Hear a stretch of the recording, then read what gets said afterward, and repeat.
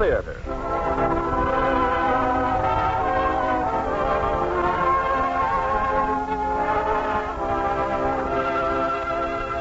Starring Cary Grant and Gene Crane in People Will Talk. Ladies and gentlemen, your producer, Mr. Irving Cummings. Greetings from Hollywood, ladies and gentlemen. If you saw 20th Century Fox's fine drama, People Will Talk, I'm sure you continued to talk about it long after you left the theater. About its unusual dramatic ingredients, the mysterious and romantic Dr. Pretorius, and the frightened and desperate girl who turned to him for help and understanding. And of course you recall the outstanding performances of the stars who portrayed these two central figures. So we have invited Cary Grant and Gene Crane to recreate their exceptional roles in People Will Talk. Now, Act One of People Will Talk, starring Cary Grant as Dr. Noah Pretorius and Gene Crane as Deborah. Several years ago, a young and wealthy doctor came to the university. He came for two purposes: to teach medicine and to open his own hospital clinic near the campus.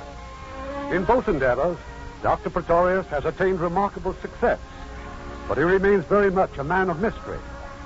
Well, it's early evening. At his clinic, Dr. Pretorius has just completed the rounds of his patients, and now in his office... I'll have the other reports from the lab in the morning, Doctor.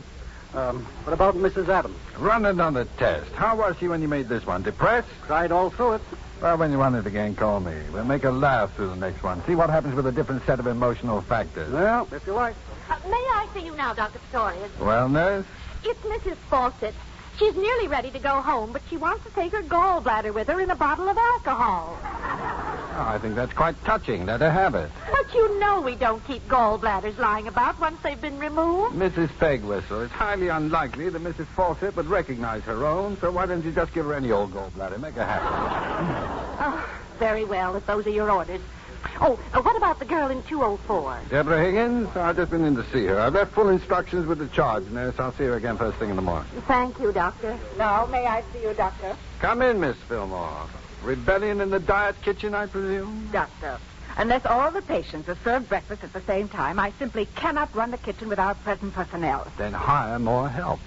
But it is common practice in hospitals. Miss Fillmore, in my clinic, no patient shall be awakened from a health-giving sleep and forced to eat breakfast at a time which happens to please a culinary union.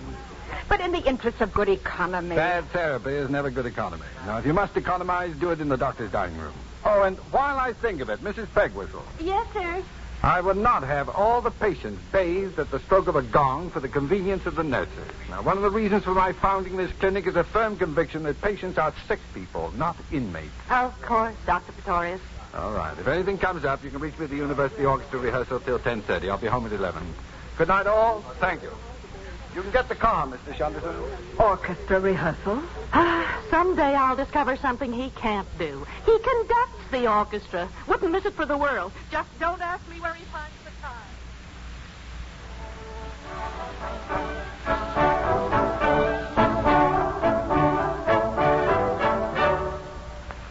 Thank you, gentlemen. Tonight, for the first time, your attack was not pre-medical. The horns did not sound as if they'd been sterilized, and our violins at long last indicate a realization that catgut can create notes as well as sutures. Now, if it were not for the gentleman in back of the bull fiddle... Well? Dr. Barger, now, is there any reason why you, who live so intimately with millions of neutrons and know them all by name, cannot maintain a simple beat on a bull fiddle? My only mistake is that I follow your beat religiously. I do not mean to impugn your academic standing, of course. My dear Dr. Pretorius, I would willingly entrust my life to your skill as a surgeon, but I would not permit you to conduct my 3-year-old nephew to the bathroom. The fact remains that I am the conductor, and you pay no attention to me. Oh, I pay absolute attention. That's the trouble. Unfortunately, Dr. Barker, you are the only one in our group who possesses a bull fiddle. Now, let us hope that by next rehearsal, the two of you will have become better acquainted. Well, that's all, gentlemen. Thank you very much. Shall I get the car? Drive it home, Mr. Shunderson. I'll ride with Dr. Barker. Oh, and don't wait up. You'll make me very unhappy unless you go straight to bed. Good night, Doctor. Mr. Sanderson is not ill. No, just old. I keep forgetting he can't stand these long hours anymore. Noah, something I want to talk to you about. Here and now? Yes, while it's fresh on my mind. Just for a minute. Now, sit down. Now, you behave as if you were about to propose. Now, first, I want you to know that I am your good and devoted friend. I've been aware of that for some time, and I am yours. Then believe me, please, when I tell you there is trouble brewing. Professor Elwell and certain other members of the faculty, they've started to rummage about in your past. Noah, it's serious. Let them rummage. They're spitting into the wind. Noah, can Elwell dig up anything that conceivably would discredit you enough to justify a hearing before a faculty committee? How much discredit is enough? I have known you intimately for 10 years, but I can't even guess at what you were up to the day before I met you. I suppose I told you all. Could it affect our friendship? No, of course not. Well, then. Well, tell me just this, then. Sanderson. Who is he, Noah? Why is he with you day and night, everywhere you go? I've got no right to tell even you anything about Mr. Sanderson. Well, can Elwell uncover something about his past, or yours, or both, that he can use to make trouble? That depends. Well, shall we go? You can be very exasperating, you know. Drop me by the clinic first, will you? I want to look in on a patient. At this hour?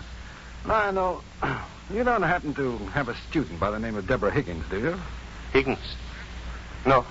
No Higginses. Well, she stopped by this afternoon for a checkup, and as she was leaving, she paused in the corridor, took out a small revolver, and shot herself. She tried to kill herself? Yeah. That's a good thing. Most people haven't the foggiest notion where the heart is actually located. She'll be all right, just a superficial wound. Why did she try to kill herself?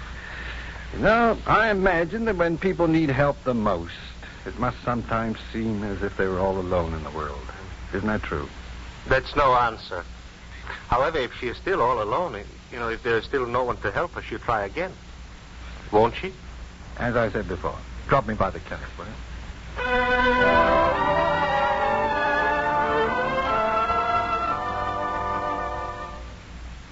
Who is it? Dr. Pretorius. Please, don't turn on the light. You've been crying again. Is that it, Deborah? Have I? Oh, that's a pretty good guess when a woman wants the light kept off. Either that or her face isn't on. You know all about women, don't you? Not nearly enough. I don't mean just as a doctor. Not even as a doctor. Deborah, I got something to tell you.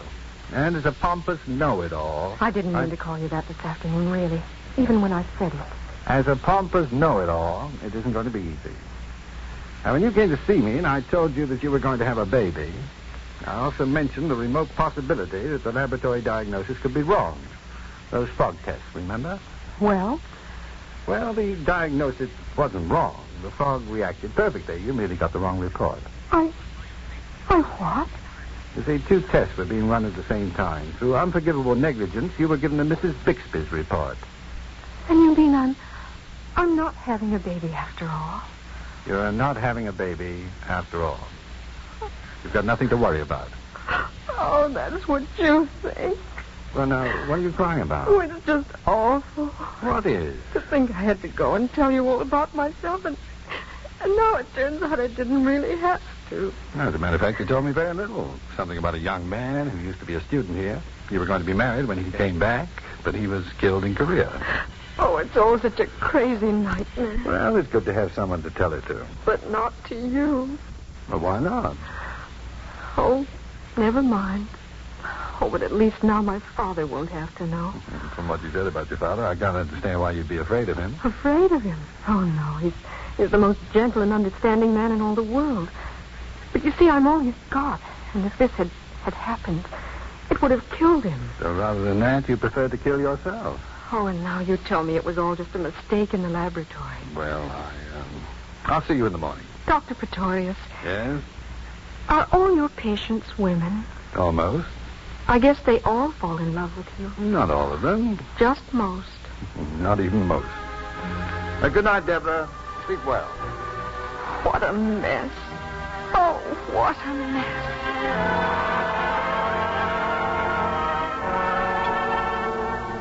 Well, help yourself, Lionel. Knotfest, sauerkraut, and beer. Smells delicious. Believe me, if it were not for your Knockwurst after rehearsals, I would resign from your orchestra. Now, tell me, your patient at the clinic, maybe now you'll tell me why she shot herself. Because of an unpremeditated baby. Oh. I stopped by to tell her she was not pregnant after all. Oh, lost the baby, huh? What was it, shock or when she fell? She's as pregnant now as she ever was. Well, then why in the name of good sense tell her that she isn't? You know, having a baby, my dear boy, that's not the state of mind. Pass those pickles. I have two reasons. One, to get her a good night's sleep, and the second, to keep her from trying suicide again until I can find her father and talk with him. What has her father got to do with it? She's got an unshakable conviction that the knowledge of what she has done will kill him. And you intend to talk him into clicking his heels with joy? I intend to convince him either to be compassionate about it or to convince her that her father will survive and her chief responsibility is to the baby. Noah. Yes? Has it ever occurred to you that most of this is none of your business? What is my business, Lionel? Oh, to diagnose physical ailments and to alleviate them? No. My business is to make sick people well. Now, there's a vast difference between curing an ailment and making a sick person well. Wonderful sauerkraut. That tastes like sauerkraut used to taste. I'll tell Mr. Shutterton. He'll be pleased. Hello? When? Oh, I see. No, don't do that. Don't notify the police or anyone else. I'll take care of it in the morning. Keep looking, of course. Let me know if you find her. Good night. Who flew the coop? That young lady? Yes. Why? I don't know. But I've got to find her. Yes, I should think so. It seems you've got some important information about her that she hasn't got. But, Noah, be careful. Whatever you do, remember Professor Elwell is going to find out about it, and if he possibly can, he will use it against you. Where would she go, Lionel? Where? Well, to her gentle and understanding father, of course. Yeah. You're right.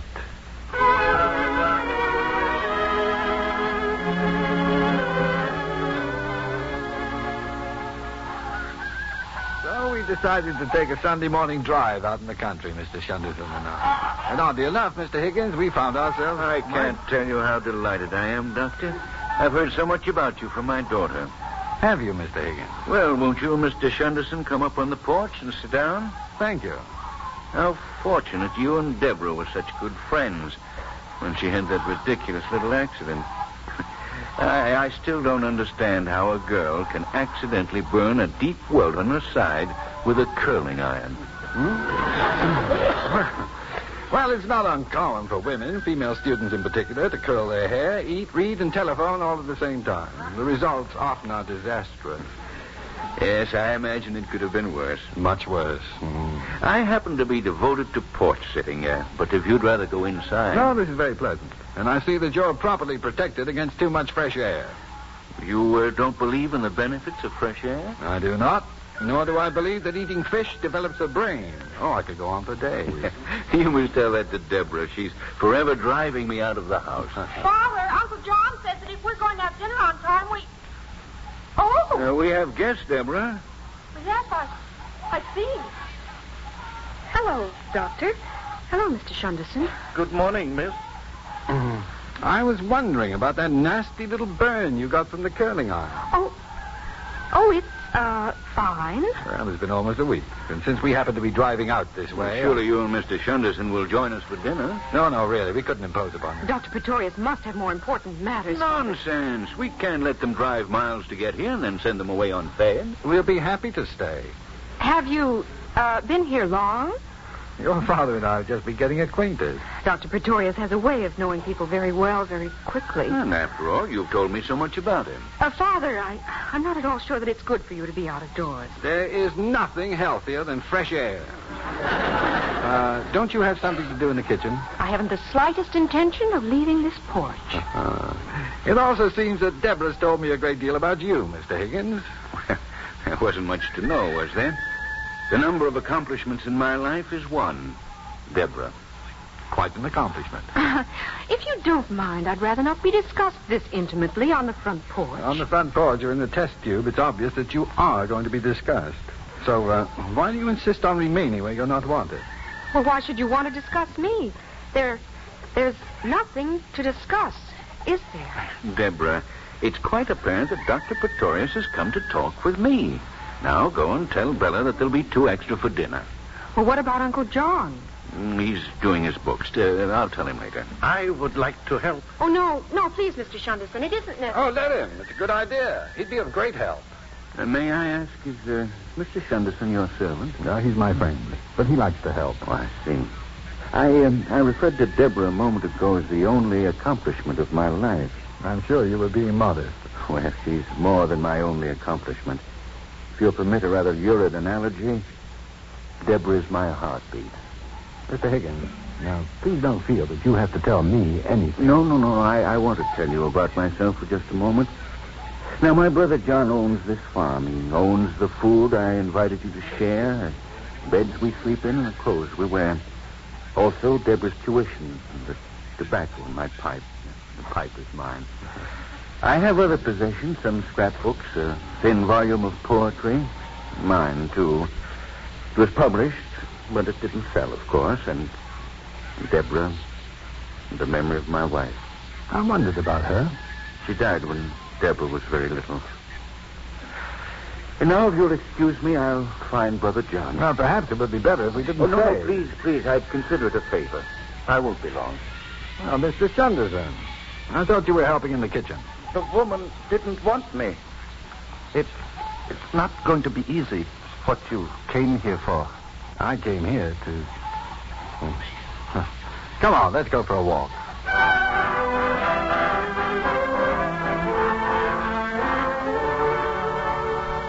Well, now, that was a very fine meal, Mr. John. Sunday without chicken.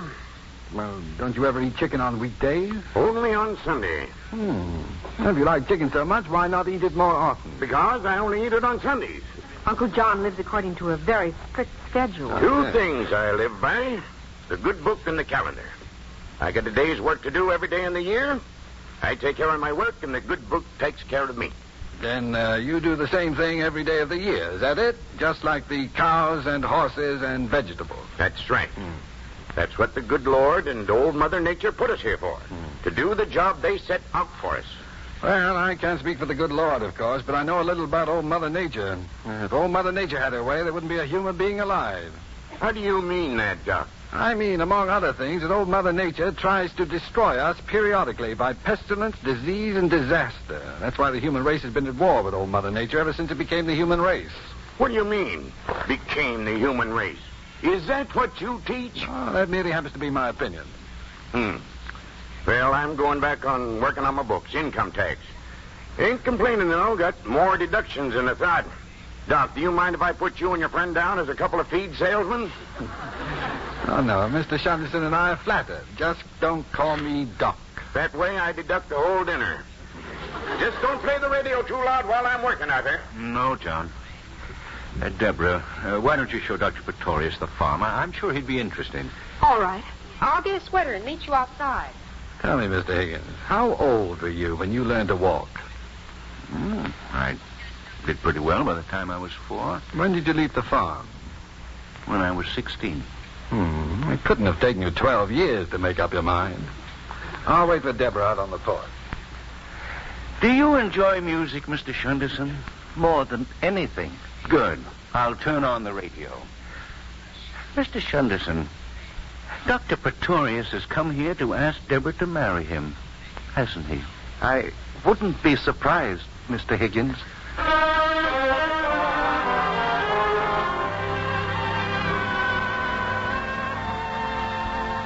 And in this barn, well, this is the dairy. The cows are out in the pasture. Doing the job good old Mother Nature gave them, huh?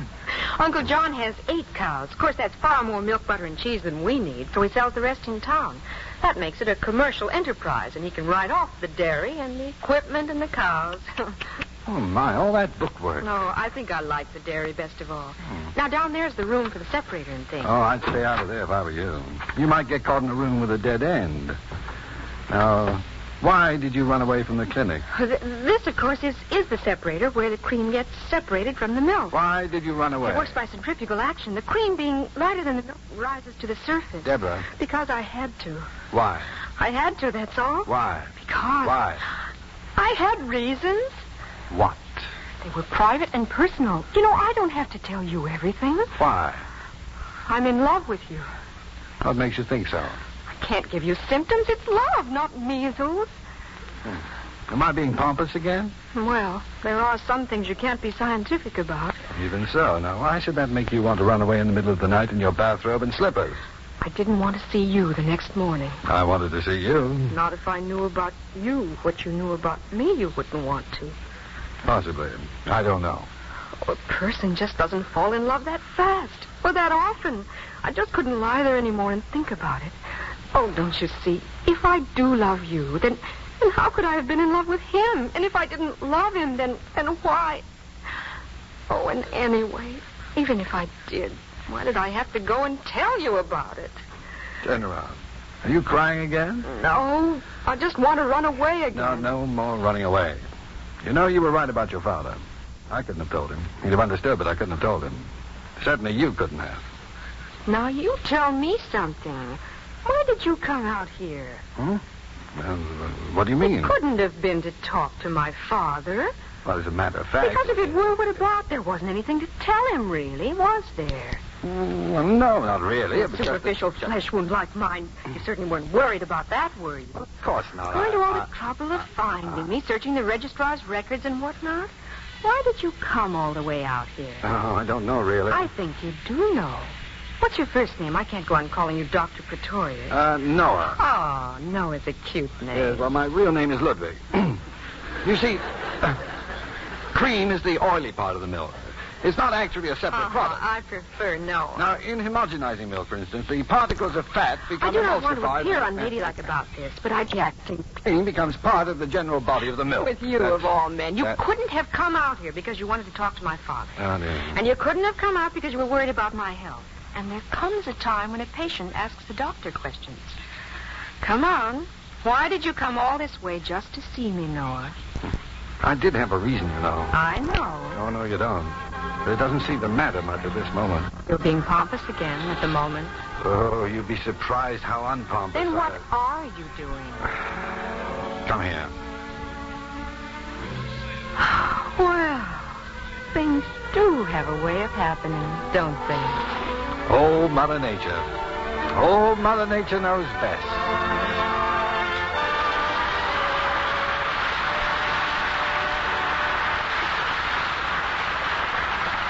In a moment, Act 2 of People Will Talk.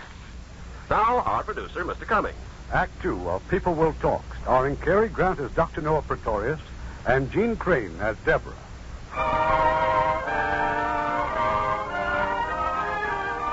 It's an hour later. Deborah, her father, and Dr. Pretorius are upstairs in the farmhouse. I still say this is just plain silly, dropping my suitcases out the window. You know, there's no reason why we can't just walk out the front door. Oh, go on. It's much more fun this way. When are you going to break the news to Uncle John? As soon as you've gone. Uncle John's going to be awfully angry. I hope so. Now, Dad, remember your promise to come and live with us. Of course he will. Much against everybody's better judgment, including my own, I intend to live very happily with you. Golly, I'm scared. Well, there's nothing John can do to any of us. Oh, she's not scared of John. She's scared of me. Pompous know-it-all. It just so happens that what I'm afraid of is that you don't really want to marry me and that I won't make you a good enough wife. Well? Well, in the first place, I'm not in the habit of marrying women I don't really want to marry. You know, Father, his first name isn't really Noah. And in the second place, It's Ludwig. the woman has yet to be born who doesn't in her heart believe she'll make her husband a much better wife than he has any possible right to expect. I just don't want to get married tonight. I don't want a long engagement, but can't I even have one day? You'll be married in New York. That takes 3 days. I must say, you're the only man I ever heard of who acts, well, exactly like some poor girl who's got to get married. I imagine that as a man, I've come as close to it as any other man who ever lived. Now, let's get out of here.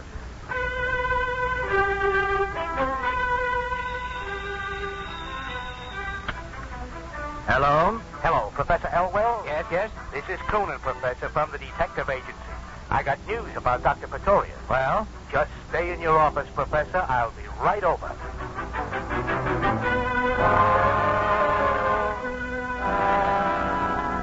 Well, first of all, Professor Elwell. He just got married. Dr. Pretorius and a girl named Higgins. They got married in New York this morning. I don't require a detective agency to tell me that. They posted that news on the faculty bulletin board. Oh. Well, here's something that ain't on the bulletin board. You see this newspaper? Take a look at this picture. Now, whose picture would you say this is, Professor? Shunderson. You bet it is. Right on the front page. Shunderson. But this newspaper. What? Why, it's dated March 12th, 1921. That's right, Professor. Only there's no doubt about whose picture it is. Is there now? No, I'm positive. This is Shunderson. But why is his picture in this newspaper? Start reading, Professor. It makes some very interesting reading matter. Very interesting indeed.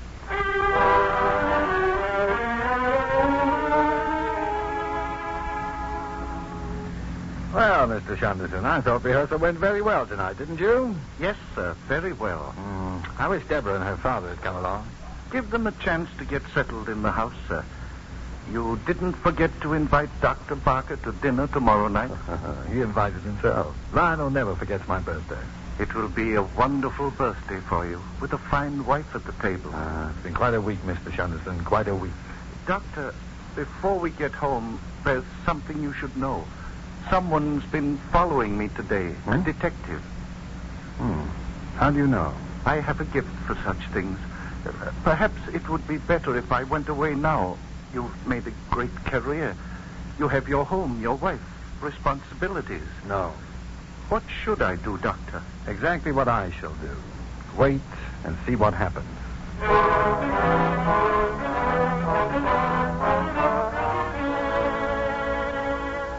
There's someone at the front door. Professor Elwell from the university. At this time of day? Professor Elwell? I told him you'd be sitting down to dinner soon, but he said it's very urgent that he see the doctor, ma'am.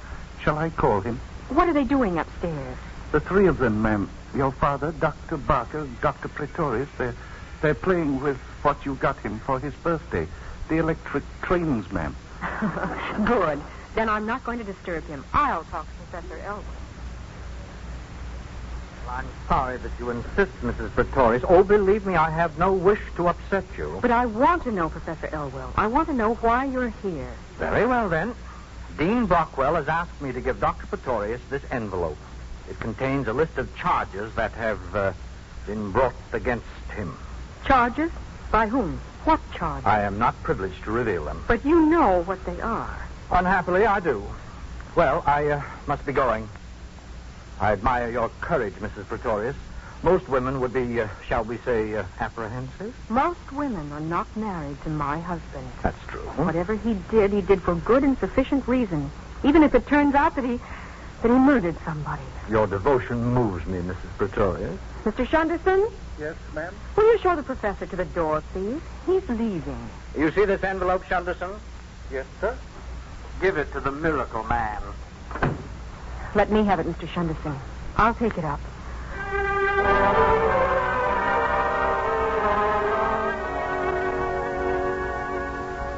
And he was very disappointed, Noah, that he couldn't hand you this in person, this envelope. Oh, anyway, he's gone now. Oh, well, envelope. Have you read this? No. Then why are you crying?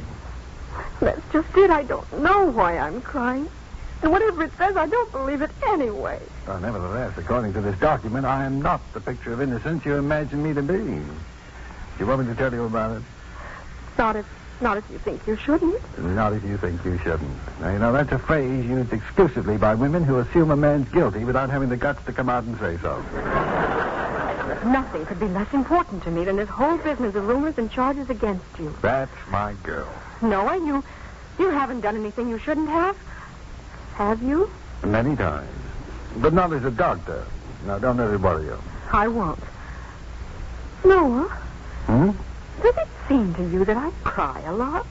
Now, you know, truthfully, darling, there's never been anything like it since the little Dutch boy took his finger out of the dike.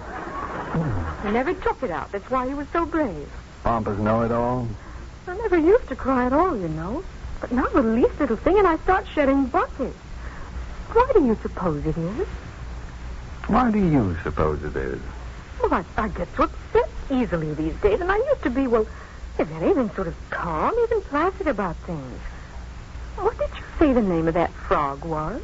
Frog? What frog? The one you told me about when I first went to the clinic. The one who gets pregnant in 2 hours. Oh. The frog does no such thing, darling. It merely shows certain helpful indications. Well, I'm beginning to show certain indications.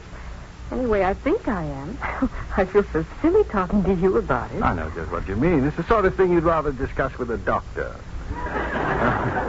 What seems to be your trouble, Mrs. Pretorius? Well, right now I feel a little like Elsie Dinsmore. I'm all confused. Heaven knows after all I've been through these past few weeks, I have a right to be, but not this confused. No, darling, forgive me for being little Nell from the country, but is it possible? Little Nell, Elsie Dinsmore, or Catherine the Great. It is entirely possible. Well, if it's possible, then you should be the first to know. It is also probable. Do you mind? Comes the dawn, I'll stand on that windowsill and crow. Come the dawn next December, you'll be walking the floor with us. Next September. December, dear. September. Now you're getting mixed up. December. September. My dear Dr. Pretorius, unless they change the rules about how long it takes, I make it December. Oh, the rules still hold. You're just not starting back far enough. But don't be silly. How can I possibly start any farther back than... No. Oh, no. You're quite a noble character, aren't you? Oh, I never thought of myself as one particular... Oh, no, really. I mean, I've heard of doctors who were self-sacrificing and unselfish. But apparently there's no limit to yours. Deborah, you couldn't be more wrong. Were you that afraid I'd kill myself? Now, how afraid is that afraid? Afraid enough to marry me, to keep me from it? Is it conceivable to you that I would? Then why did you marry me? Because I'm in love with you. You fell in love all of a sudden, didn't you? All of a sudden, I'm still falling. Let me know when you hit bottom. Any time within the next 30 or 40 years. You came out to the farm that day because you knew I was going to have a baby. Then you met my father and my uncle, and you understood why I tried to kill myself. Did I? Only by that time, you were all mixed up in it because you'd told me that silly lie about the wrong frog. And I was so obviously in love with you. It was all over me like a tattoo. And so, with no possible way out for anybody, all of a sudden you fell in love with me. And that solved everything, and everybody lived happily ever after. For 2 weeks, that is. For 2 weeks and 3 days. Until I found out that my baby isn't going to be yours. Funny. This calls for tears, and I haven't got any. Now, what makes you think this isn't going to be my baby? Because it isn't. Because it... Yes, I know.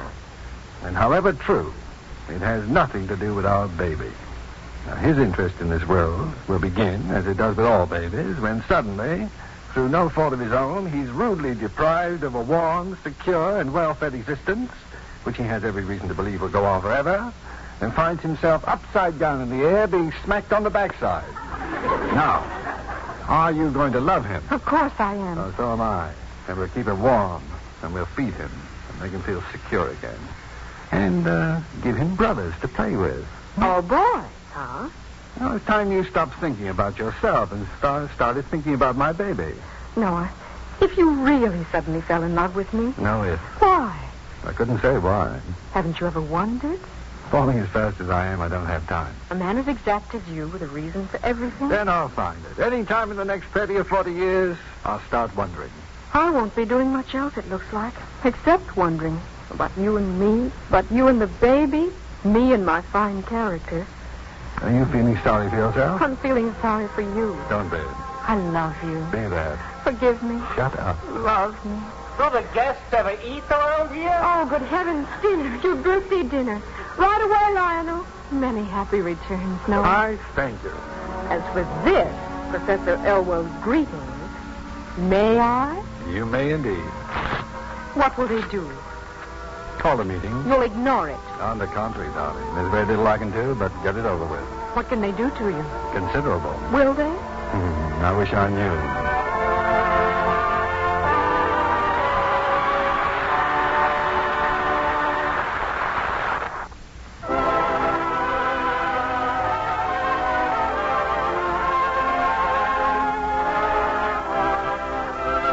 We pause now for station identification.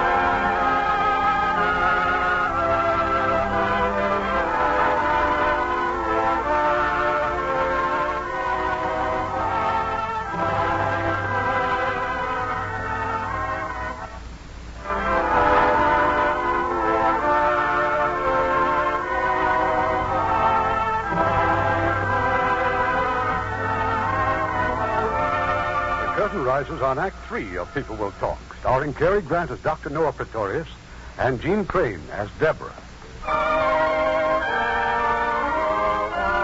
Tonight, 2 events are scheduled on the campus of the School of Medicine.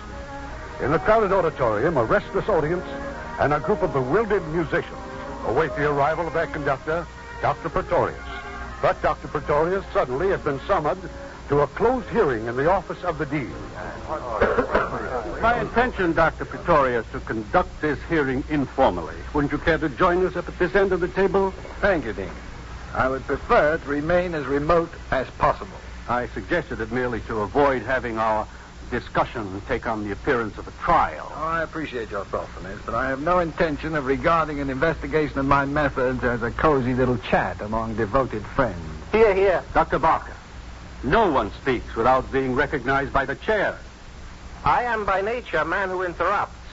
However, I shall try. Thank you. Dr. Pretorius, may I suggest that you give us a brief account of your activities prior to your arrival at this university? I prefer to be questioned. Why? Because I do not intend to tell things about myself of my own volition, which are nobody's business but my own. They are the concern of the entire medical profession. I be recognized, Professor. Your objection is understandable, Dr. Pretorius. Professor Elwell, you may begin. Thank you. Dr. Pretorius, will you agree to abide by the verdict of this committee? I will do nothing of the kind. Why not? Because I don't know what the verdict will be. The verdict will affect you seriously whether you agree to abide by it or not. Then why ask idiotic questions to which you already know the answers? Yeah, one horse on you, Elwell.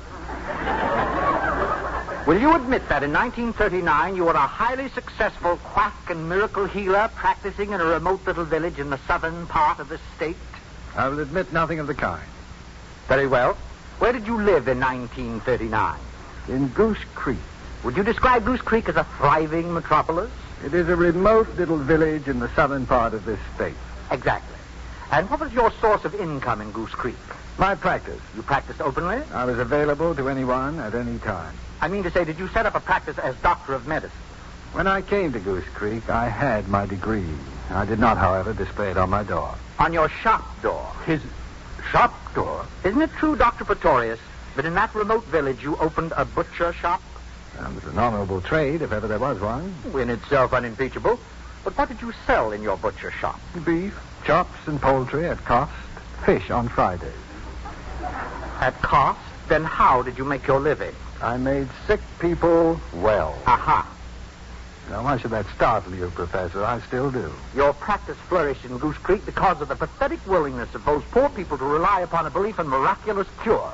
Because of the readiness with which so many people will prefer the glamorous quack to the licensed physician. Professor Elwell, despite your definition of a quack, as someone who does not practice medicine according to your rules, the fact remains that a quack is an unqualified person who pretends to be a doctor.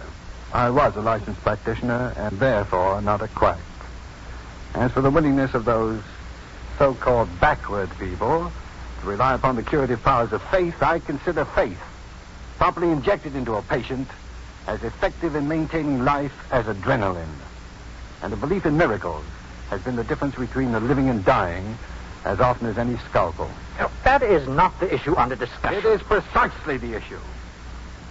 Whether the practice of medicine should become more and more intimately involved with the human beings it treats, or whether it is to go on in its present way of becoming more and more a thing of pills, serums, and knives, until eventually we should produce, no doubt, an electronic doctor. The issue at hand, quite simply, is that you amassed a fortune by treating sick people who believed that you were a miracle-working butcher. I could not have amassed that fortune unless I had made an enormous number of sick people well. Oh, all this folderol. It has nothing to do with the ethics and honor of our profession, but it has everything to do with the envy of one man's genius for healing the sick. Call Pretorius a psychiatrist, high priest, voodoo, medicine man, witch doctor, anything you like. But don't investigate him, gentlemen. Learn from him. Professor Barker, it was understood that you would not interrupt. I'm sorry, you can strike my remarks from the record. I'm sure you all agree with me anyway, so why don't we call off these monkey shines and start the concert? It would interest me, Dr. Pretorius, to know why you ever left this lucrative practice in Goose Creek. And under what circumstances? I'd always intended to leave when I'd acquired enough money to start a clinic of my own. As it turned out, I departed a little sooner than planned. I had a housekeeper, an inquisitive maiden lady who discovered my medical diploma in a bottom drawer of my desk. In a matter of hours, the entire village knew that I was not a butcher at all, but a licensed M.D. I was confronted by a crowd of angry townspeople and forced to admit the truth. I narrowly escaped being run out of town on a rail. Any more questions, Professor Elwell? A great many more, thank you. Dr. Pretorius, who is Shunderson? I take it you mean Mr. Shunderson. Mr. Shunderson is a friend of mine. Is he associated with you professionally? No. He helps in whatever he can, where and when he pleases. Well, he's never very far from your side for long, it seems. Rarely. And what was Mr. Shunderson before you knew him? Well, you refuse to answer? I certainly refuse. You have always evidenced a remarkable tolerance for this strange and mysterious man. His blundering and slow-wittedness have caused constant complaints, and yet you persist in protecting him at all times. Now, why? Perhaps because I know the reason for his so-called slow-wittedness. And is the reason of so delicate a nature that you can't disclose it? I have no right to disclose it. Then I shall. Gentlemen, Mr. Shunderson is a convicted murderer. Who is it?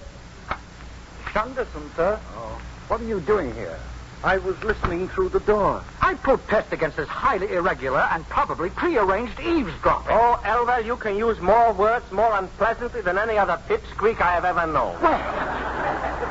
I want to tell my story, sir. Dr. Pretorius will never tell it. Well, let us hear it by all means. Okay, Doctor? It's up to you. I'm not a fancy talker.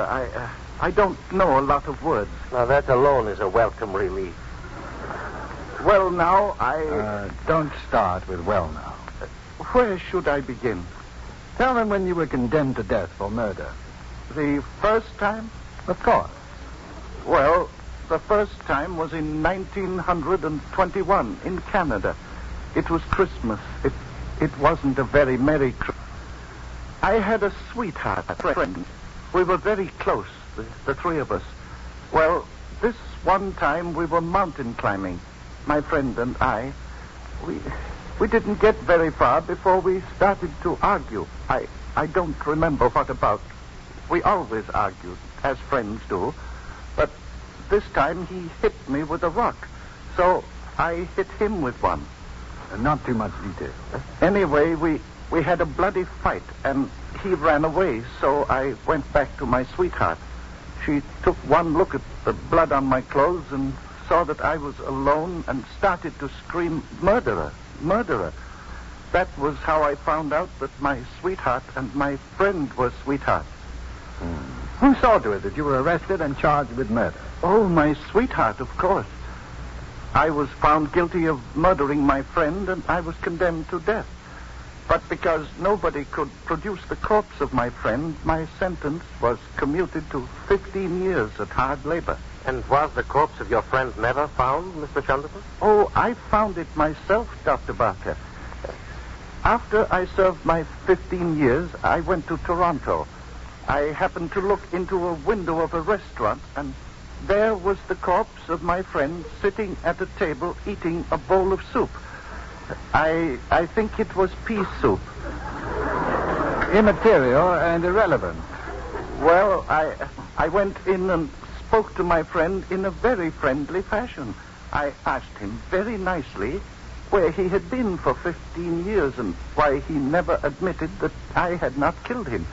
His answer, gentlemen, was unsatisfactory. So I hit him in the face with his bowl of soup. Then I hit him with the chair. Then somebody called a policeman, and I took the club away from the policeman, and I used it to finish up on my friend. When they arrested me, I tried to explain that if I was committing a crime, it was a crime for which I had already paid the penalty. They arrested me anyway. You were released, of course. Oh, no. I was sentenced to death again. Well, how could you be tried twice for the murder of the same man? Oh, the prosecutor was very fair about it. he was willing to admit that my first conviction was probably a miscarriage of justice. But he said I didn't have the right to commit a murder just to correct that mistake. And I was condemned to be hanged. But this time you were pardoned. Oh, no. You see, the fact that I had killed my friend with the policeman's club made it a very serious crime. Then will you tell us, please, how you managed to escape? I didn't escape. I was executed. Why, this is absurd. It was on the morning of February 29th, 1936, a leap year. It was a gray and rainy morning.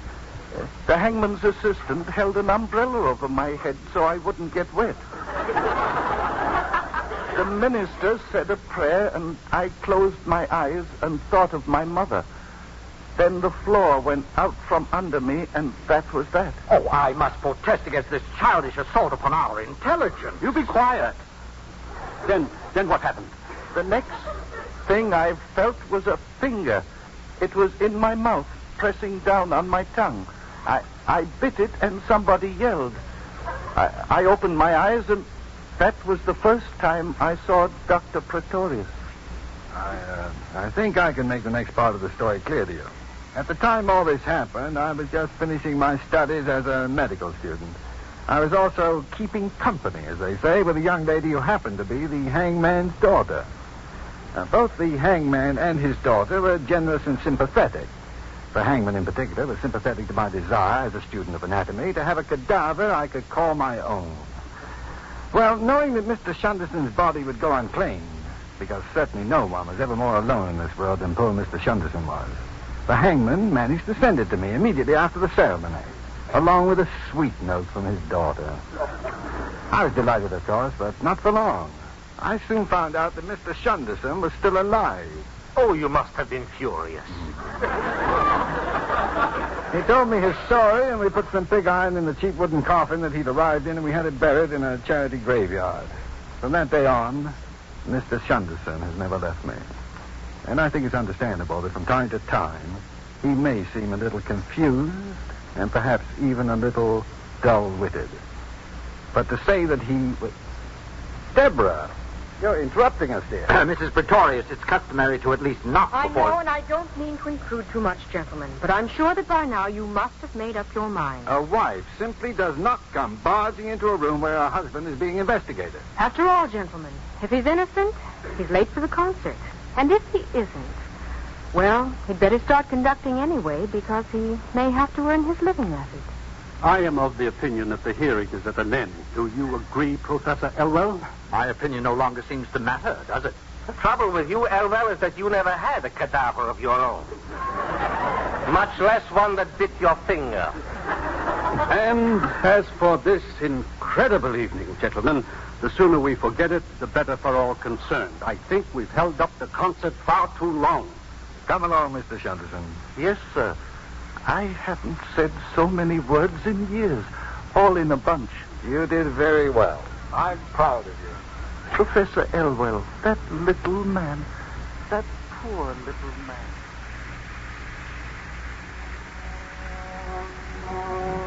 Father, Yes, dear. he's a terrible conductor, isn't he? Yes, dear. Freddie seems so happy up there. I honestly believe he's the happiest man I've ever known. He's crowing on a windowsill. What's that mean? Old Mother Nature. Old Mother Nature knows best.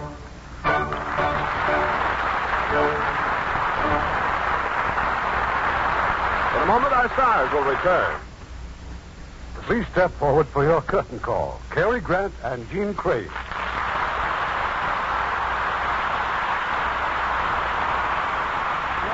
What's for next week, Eddie? Well, next week, we have another charming star who has just returned from abroad. Jean Tierney. Mm-hmm. Miss Tierney will co-star with one of the most handsome actors in Hollywood, Victor Mature. And we will present them in one of 20th Century Fox's all-time screen hits, the unforgettable Laura. That's one of my favorites. Good night. Good night. And hurry back. Hollywood Radio Theater is produced by Mr. Irving Cummings. Our orchestra directed by Rudy Schrager. This is Ken Carpenter inviting you to be with us again next week for another worldwide presentation of the Hollywood Radio Theater, brought to you through the facilities of the United States Armed Forces Radio and Television Service.